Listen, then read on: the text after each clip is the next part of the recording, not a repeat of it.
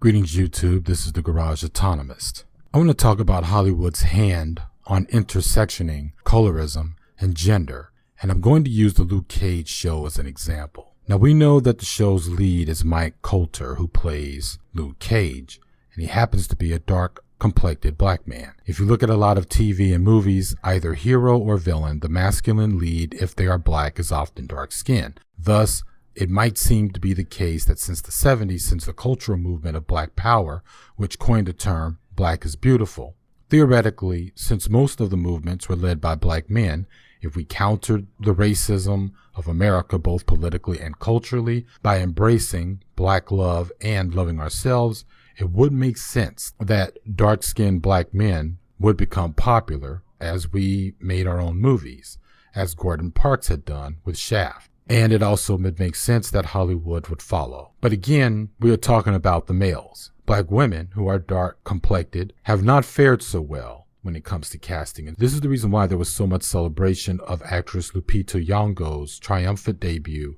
in 12 Years a Slave, where she won her Academy Award as Best Supporting Actress for the film.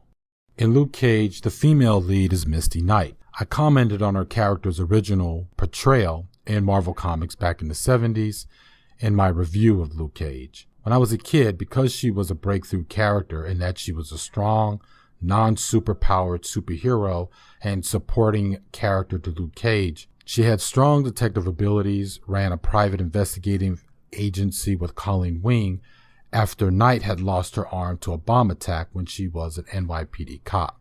Tony Stark would later give her her cybernetic arm. Besides being a badass, she had a working relationship with Heroes for Hire, which was Luke Cage and Iron Fist's two-man operation, and Misty and Luke had an on-again, off-again romantic partnership. Her character, as you can see, has always had the same physical traits: dark complexion, natural hairstyle. Keep in mind that Misty Knight was created by two men, penciler and writer Arvell Jones, who is African American, and writer Tony Isabella, a Caucasian man. Maybe because they were heavily influenced by the politics of their day, they probably thought how cool and revolutionary it would be to have a main black female character who was a product of black pride and power. Of course, moving media is often cast by your usual mouth-breathing products of America.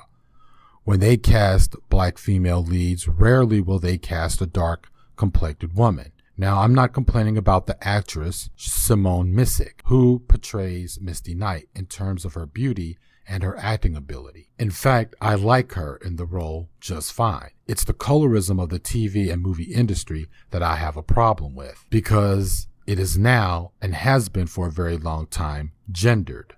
Again, soft beauty, femininity, in the heteronormative template, when we are dealing with women of color and black women in particular, we rarely see dark-complected women. I am putting a link in the low bar of an article written by Susie Measure, where she talks to Chimamanda Adichie, titled "Dark-Skinned Girls Are Never the Babes." I'm just saying that if I were a casting director and my job is to find the talent that matches a fictional character who has had a consistent look for almost 40 damn years, I would pick that match and be sensitive to the social and cultural message you are putting out to the audience. Now, some of us will say, what about the colorism of people of color in the rare instances when we have full power over our media? What about Bollywood's obsession with light-skinned Indians in lead roles, and especially with female leads? Fair question. Of course, that's all a reflection of neocolonialism.